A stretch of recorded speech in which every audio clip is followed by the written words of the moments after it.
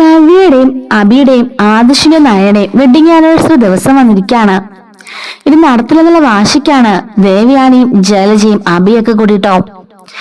അങ്ങനെ വലിയൊരു grand function തന്നെ ആദർശ് ഹോട്ടലിൽ അറേഞ്ച് ചെയ്തിട്ടുണ്ട്.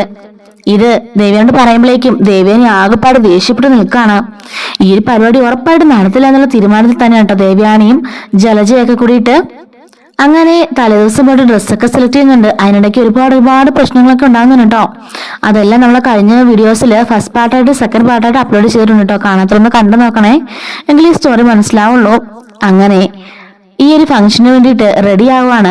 ബ്യൂട്ടി പാർലറിൽ നിന്നും ആളെയാക്കി ആദർശ് വരുത്തുന്നുണ്ട് കേട്ടോ. നയനെ പറയാണ്, ഞാൻ ഒരുങ്ങിയാൽ പോലെന്ന് ചോദിക്കുമ്പം പറ്റില്ല, ഇനി നീ നല്ല ഗ്രാൻഡ് ആയിട്ട് തന്നെ ഒരുങ്ങണം, എന്റെ കുറെ ഫ്രണ്ട്സും VIP ഒക്കെ വരുന്നുണ്ടെന്ന് പറയുന്നുണ്ട് കേട്ടോ. എന്റെ പഴയകാല സുഹൃത്തുക്കളും എല്ലാം വരുന്നുണ്ട്. എന്റെ ഭാര്യ അപ്പൊ ഭയങ്കര സുന്ദരിയായിരിക്കണം എന്ന് പറയുന്നുണ്ട്.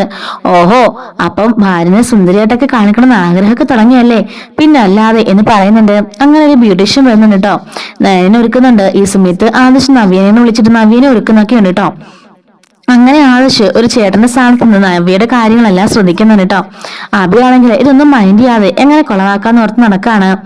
നവ്യ പറയുന്നുണ്ട് നയനയോട്, ആദർശേട്ടനെ കിട്ടിയത് നിന്റെ ഭാഗ്യമാണ് നയന.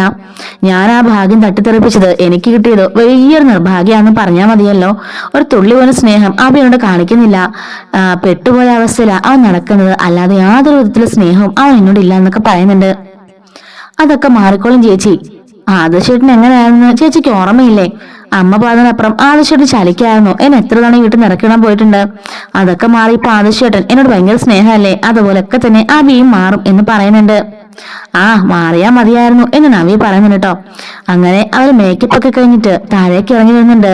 ഈ സമയത്ത് മുത്തശ്ശി പറയുന്നുണ്ട്, അങ്ങോട്ട് നോക്കിക്കേ, രണ്ടുപേരെയും കാണാൻ എന്ത് ഭംഗിയല്ലേ, ദേവിമാര് അമ്പലത്തിൽ നിന്ന് ഇറങ്ങി വരുന്നത് പോലെ ഉണ്ടല്ലേ എന്നൊക്കെ പറയുന്നുണ്ട് കേട്ടോ. അപ്പോഴേക്കും ജലജ ചോദിക്കാണ്, എവിടെയാമേ മോഡേൺ ഡ്രസ് ഇട്ട് ദേവിമാർ ഇറങ്ങി വന്ന് ചോദിക്കുന്നുണ്ട്. ഞാൻ അതല്ല ഉദ്ദേശിച്ചത്, അവരുടെ മുഖത്ത് ഐശ്വര്യമാണ് ഉദ്ദേശിച്ചതെന്ന് പറയുന്നുണ്ട്. ഇതൊരുമാതിരി സർക്കസ് കൂടാരത്തിൽ നിന്ന് സർക്കസ് കളിക്കുന്ന പെമ്പിള്ളേർ ഇറങ്ങി വന്ന പോലെ ഉണ്ട് എന്ന് പറയണം എന്ന് പറയുന്നുണ്ട്. അപ്പോഴേക്കും മുത്തശ്ശി പറയാണ്, അങ്ങനെയെന്ന് പറഞ്ഞ് നീ കളിയാക്കൊന്നും വേണ്ട. രണ്ടുപേരുടെ മുഖവും അവർ ആ മുടിയും അവരുടെ ശരീരഭാഷയും എല്ലാം തന്നെ ഒരു ദേവിയുടെ കണക്കാ. രണ്ടുപേരും എന്ത് സുന്ദരികളാ എന്ന് പറയുന്നുണ്ട് കേട്ടോ. അപ്പോഴേക്കും ദേവിയുടെ മനസ്സിൽ പറയാണ്, പോഴ്ത്തി ഈ അമ്മ അവരെ അങ്ങ് ഇതാക്കി വെച്ചിരിക്കാന്ന് പറയുന്നുണ്ട്. ആദർശനോട് ചോദിക്കുന്നുണ്ട്, എല്ലാരും റെഡിയായില്ലേ എന്ന് ചോദിക്കാണ്. മുത്തശ്ശൻ പറയുന്നുണ്ട്, ഞങ്ങളൊക്കെ എപ്പോഴേ റെഡി. അനിയും വന്നിട്ട് പറയുന്നുണ്ട്, ഏട്ടാ ഞാനും ഓൾറെഡി റെഡിയാ എന്നൊക്കെ പറയുന്നുണ്ട് കേട്ടോ. അപ്പൊ അനാമികയുണ്ട് ഈ സമയത്തൊക്കെ. അനാമിക ഇങ്ങനെ അവിടെ ഇങ്ങനെ ദേഷ്യപ്പെട്ടൊക്കെ നിൽക്കുന്നുണ്ട്. എന്നാൽ വലിയ താല്പര്യമൊന്നും ഇല്ല. ജാനകിയും ഇങ്ങനെ എല്ലാരും ഒരുങ്ങി നിൽക്കുകയാണ്. എല്ലാവരും ഒരുങ്ങി നിൽക്കുന്നുണ്ട്. ആദർശ് പറയാണ്, എങ്കിൽ നമുക്ക് എല്ലാവർക്കും പോകാം എന്ന് പറയുന്നുണ്ട് കേട്ടോ. ദേവേനെ ചോദിക്കാണ്, അല്ല ഇവളുടെ വേഷം ഇതെന്താ ഈ കാണിച്ചെന്ന് ചോദിക്കുന്നുണ്ട്. എന്താകുമ്പോ ഇതിന് കുഴപ്പമെന്ന് ചോദിക്കാണ്. അല്ല, നമ്മളൊരു വലിയ ഫംഗ്ഷന് പോകുമ്പോഴേക്കും ഈ കുടുംബത്തിൽ നിന്നാരും ഇങ്ങനെയൊന്നും പോവാറില്ലല്ലോ, സാധാരണ സാരിയല്ലേ ഉടുക്കാറ്, അതങ്ങ് ചെയ്താൽ പോയെന്ന് ചോദിക്കുന്നുണ്ട്.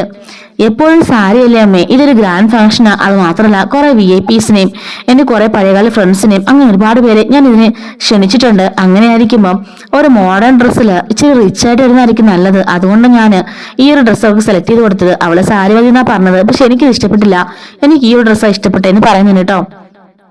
അപ്പോഴേക്കും മുത്തശ്ശൻ പറഞ്ഞുണ്ട്, സാരി തന്നെ ഉടുക്കണോ നിർബന്ധമൊന്നും ഇല്ലല്ലോ ദേവയാനി, മാന്യമായ ഡ്രസ്സ് ഇട്ടാ മതി, അതാണ് നല്ലത് എന്ന് പറയുന്നുണ്ട്. ഇപ്പൊ നയനമിടുന്ന ഡ്രസ്സിന് പ്രത്യേകിച്ച് കുഴപ്പമൊന്നുമില്ല. പിന്നെ ആദർശിന് ഇഷ്ടമല്ല നോക്കേണ്ടത്, ആദർശിന് നിനക്കെന്താ പിന്നെ നിനക്കെന്താ കുഴപ്പം എന്ന് ചോദിക്കുകയാണ്. നയന മോളെ, നീ ഈ ഡ്രസ്സിൽ കംഫർട്ടബിൾ ആണോ ചോദിക്കുമ്പോൾ, ആദർശൻ എനിക്ക് വാങ്ങി തന്നില്ല മുത്തശ്ശ, അതിന് എന്താണ് ഇടാൻ എനിക്ക് സമ്മതമാണെന്ന് പറയുന്നത് കേട്ടോ. ഇതാണ് മനസ്സ്, ഇതാണ് വേണ്ടത്, ഇത് കണ്ടില്ലേ, ഇത്രയും മതി, ഇത്രയും ഉണ്ടെങ്കിൽ തന്നെ ജീവിതം സന്തോഷമായിരിക്കും എന്ന് പറയുന്നുണ്ട് കേട്ടോ. ഞങ്ങളെല്ലാം റെഡിയാടാ മോനെ, നമുക്ക് എല്ലാവർക്കും പോകാം എന്നൊക്കെ പറയുന്നുണ്ട്. മുത്തശ്ശൻ പറയാണ്, അവിടെ എന്തൊക്കെയാണ് നീ ഒരുക്കി വെച്ചിരിക്കുന്നത് ഞങ്ങൾക്കൊന്ന് കാണാമല്ലോ എന്ന് പറയുന്നത് കേട്ടോ. ആദർശം ആനയങ്ങൾ കൂടിയിട്ടാണ് അതെല്ലാടെ ക്രിയേറ്റ് ചെയ്ത് വെച്ചിരുന്നത് കേട്ടോ.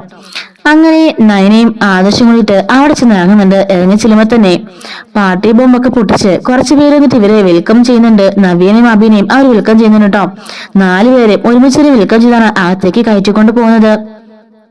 അപ്പോഴേക്കും ജലജ ദേവിയോട് പറയുന്നുണ്ട്, കണ്ടില്ലേ ഏട്ടത്തി, എന്ത് ഗ്രാൻഡ് ആയിട്ടാ അവൻ ആ ഫംഗ്ഷനൊക്കെ ക്രിയേറ്റ് ചെയ്തിരിക്കുന്നത്. ഇനി അകത്തോട്ട് കയറുമ്പോ അറിയാം അവൻ എന്തൊക്കെയാ അവിടെ ചെയ്തു വെച്ചിരുന്നെന്ന്. അങ്ങനെയൊക്കെ പറഞ്ഞിട്ട് ദേവിയനും ജലജയൊക്കെ അകത്തോട്ട് കയറുന്നുണ്ട്. മുത്തശ്ശി പറയാണ്, എന്തായാലും ആദർശമാൻ ഇപ്പം നയന എന്ന് പറഞ്ഞ ജീവനാ, അതുകൊണ്ടല്ലേ അവൻ ഇത്ര ഒരു പാർട്ടിയൊക്കെ അറേഞ്ച് ചെയ്തത്. അത് പിന്നെ പറയാനുണ്ടോടോ, കണ്ടില്ലേ എന്തൊക്കെയാ അവൻ ചെയ്യുന്നതെന്ന്, അവന്റെ അമ്മയെ പോലും എതിർത്തല്ലേ ഓരോ കാര്യങ്ങൾ ചെയ്യുന്നേ എന്നൊക്കെ പറഞ്ഞു കേട്ടോ. അപ്പൊ ഇതിന്റെ ഓൾറൗണ്ടായിട്ട് നിൽക്കുന്നത് അനിയാണ്. അങ്ങനെ അനി എല്ലാ കാര്യങ്ങളും അറേഞ്ച് ചെയ്യുന്നുണ്ട്. അങ്ങനെ ഇവര് ഹാളിലേക്ക് ചെല്ലുമ്പോഴേക്കും ദേവേരി ജഡ്ജൊക്കെ ഞെട്ടിപ്പോകുന്നുണ്ട് കേട്ടോ ശരിക്കും. കാരണം അവിടെ അവർ പ്രതീക്ഷിച്ചതിലും അപ്പുറമാണ് ഡെക്കറേഷൻസും കാര്യങ്ങളൊക്കെ. കുറെ VIP ഒക്കെ നിറഞ്ഞു നിൽക്കുന്നുണ്ട്. ഇവരെ വെൽക്കം ചെയ്യാണ്ടി കുറച്ച് പെൺകുട്ടികളുടെ ബൊക്കയും ഫ്ലവറും ഒക്കെ ആയിട്ട് നിൽക്കുകയാണ്. അതുപോലെ തന്നെ കുറെ പാട്ടിന്റെ ഈ ഒരു മ്യൂസിക് ഗ്രൂപ്പും അതുപോലെ തന്നെ ഡാൻസ് ഗ്രൂപ്പും അങ്ങനെ കുറെയൊക്കെ അവർ പ്ലാൻ ചെയ്തിട്ടുണ്ട്. അങ്ങനെ ഇവര് വരുമ്പോഴേക്കും എല്ലാരും ക്ലാപ്പൊക്കെ ചെയ്തിട്ട് അവരെ ക്ഷണിക്കാണ്. അങ്ങനെ ആദർശും നയനയും നവിയും അഭിയും കൂടി സ്റ്റേജിലേക്ക് പോകുന്നുണ്ട്. ഒരു വിവാഹത്തിലിരിക്കുന്ന പോലെ 4 പേരും നല്ല മോഡേൺ ഡ്രസ്സില് സ്റ്റേജിലേക്ക് ചെല്ലുന്നുണ്ട് കേട്ടോ. ഈ സമയത്ത് എല്ലാരും കൈയടിക്കുകയൊക്കെ ചെയ്യുന്നുണ്ട്. അപ്പോഴേക്കും അങ്ങോട്ടേക്ക് മയക്കുമായിട്ട് അനി വന്ന് സംസാരിക്കുന്നുണ്ട്. ഇന്നെന്റെ 2 ഏട്ടത്തിമാരുടെയും 2 ഏട്ടന്മാരുടെയും വിവാഹ വാർഷികമാണ്. അവർ ഒരുപാട് കാലം ഇതുപോലെ സന്തോഷമായിട്ട് ജീവിക്കാൻ നിങ്ങളുടെ എല്ലാവരും അനുഗ്രഹം വേണം എന്നൊക്കെ പറയുമ്പോഴേക്കും എല്ലാരും ക്ലാപ്പ് ചെയ്യുന്നുണ്ട് കേട്ടോ. അതിനുശേഷം അവിടെ പാട്ട കലാപരിപാടിയൊക്കെ നടക്കുകയാണ്. ആ സമയത്താണ് ജലജ പറഞ്ഞത്, ഏട്ടത്തി പറഞ്ഞല്ലോ ഇത് കൊളവാക്കാൻ എന്തൊക്കെയാ ചെയ്യുന്ന, എന്താ ചെയ്യാൻ പോണേ എന്ന് ചോദിക്കാണ്. അതൊക്കെയുണ്ട്, നീ കണ്ടോ എന്നും പറഞ്ഞിട്ട് ദേവേനി അവളുടെ ഹാൻഡ് ബാഗിൽ ഒളിപ്പിച്ചു കൊണ്ടുവന്ന ഒരു ബോട്ടിൽ എടുക്കുന്നുണ്ട് കേട്ടോ. ഈ ബോട്ടിൽ എന്താണെന്നറിയാവോ, നല്ല കൂടിയ മദ്യ എന്നുവെച്ചാല് ഒരു പെഗ് വെച്ച് തന്നെ അടിച്ച് കിറിഞ്ഞും അതുപോലത്തെ സാധന ഇതിപ്പോ മിക്സ് ചെയ്തിട്ട് നയനയ്ക്ക് കൊടുത്താലുണ്ടല്ലോ, അന്ന് ഞങ്ങളുടെ അനിയത്തി വിവാഹ പന്തിൽ കിടന്ന് കാണിച്ചൊക്കെ നീ ഓർക്കുന്നുണ്ടോ? കള്ളം കുടിച്ചിട്ട് നീയല്ലേ വീഡിയോ എടുത്തേ, നിനക്കറിയായിരിക്കുമല്ലോ. അതിനപ്പുറം ആയിരിക്കും ഇവൾ കൊടുക്കുന്ന കാണിക്കാൻ പോന്നെ. അങ്ങനെ ഈ VIPസിന്റെ ഒക്കെ മുമ്പില് എന്റെ മോനും മോളും നാണം കാണണം എന്ന് പറയുന്നുണ്ട്. എങ്കിലും ഏട്ടത്തി അത് ആദർശേട്ടനും നമ്മുടെ കുടുംബത്തിനും നാണക്കേടല്ലേ, മൂർത്തിസ് ജ്വല്ലർക്ക് തന്നെ അതിൽ നാണക്കേടല്ലെന്ന് പറയുമ്പോൾ സാരമില്ല, എങ്കിലും അവൾ ഈ ഒരു പരിപാടി ഇതുപോലെ സന്തോഷമായിട്ട് ഇതാക്കാൻ പാടില്ല, അതുകൊണ്ടാന്ന് പറയുന്നുണ്ട് കേട്ടോ. അങ്ങനെ അവിടുന്ന് 2 ജ്യൂസില് ഒരു ജ്യൂസിലേക്ക് നയന ആദർശ് ഇങ്ങനെ ദേവയാനി ആ ഒരു ഡ്രിങ്ക്സ് ഒഴിക്കുന്നുണ്ട്. മിക്സ് ചെയ്തിട്ട് നയനയ്ക്കും ആദർശിനും ഒന്ന് കൊടുക്കുന്നുണ്ട് കേട്ടോ. അപ്പോഴേക്കും ആദർശ് മറ്റേ ഗ്ലാസ് എടുക്കാൻ പോവാണ് ഈ ബിയർ ഒഴിച്ചത്. അപ്പോഴേക്കും ദേവയാനി അതെടുക്കണ്ട, ദാ ഇതെടുക്ക്, ഇതാ നിനക്കുള്ളത്, ഇത് നയനക്കുള്ളതെന്ന് പറയുന്നുണ്ട്. അങ്ങനെ ടാങ്ക്സ് അമ്മയെന്ന് പറഞ്ഞിട്ട് അവർ ആ ജ്യൂസ് എടുക്കുന്നുണ്ട് കേട്ടോ. അപ്പോഴേക്കും ആദർശ് പറയുന്നുണ്ട് നീ അത് കുടിക്കണ്ടെന്ന് പറയാണ്. അതിന്റെ ആദർശട്ടാ അമ്മ ഓടെ തിന്നാലും ചോദിക്കാണ്, അതുകൊണ്ട് തന്നെയാ കുടിക്കണ്ടെന്ന് പറഞ്ഞെന്ന് പറയുന്നുണ്ട് കേട്ടോ. അതെന്താന്ന് ചോദിക്കുമ്പോ നീ ഇന്നൊരു കാര്യം ശ്രദ്ധിച്ചു നോക്കിയോ, ഇത്രയും വലിയ ഫംഗ്ഷൻ നടക്കുന്നിടയ്ക്ക് ഒരുപാട് സെർവൻസ് ഉണ്ട്, അതിനിടയില് അമ്മ തന്നെ 2 ജ്യൂസായിട്ട് നമുക്ക് വന്നതില് എന്തോ ഒരു കള്ളക്കളിയില്ലേന്ന് ചോദിക്കുമ്പോഴേക്കും നയന ചോദിക്കാണ്, അങ്ങനെയൊക്കെ ചിന്തിക്കണം ആവശ്യട്ടാ, അമ്മയ്ക്ക് ആവശ്യപ്പെട്ട് നമ്മുടെ ജീവനല്ലേ, അതുകൊണ്ട് തന്നായിരിക്കും പറയുന്നുണ്ട്. അതൊന്നുമല്ല, വന്നപ്പോ തന്നെ 1 ഗ്ലാസ് നിൽക്കും 1 ഗ്ലാസ് എനിക്ക് മാറ്റി വെച്ചത് നീ ശ്രദ്ധിച്ചായിരുന്നോ എന്ന് ചോദിക്കുന്നുണ്ട്. അത് ഞാൻ ശ്രദ്ധിച്ചെന്ന് പറയുന്നുണ്ട് കേട്ടോ.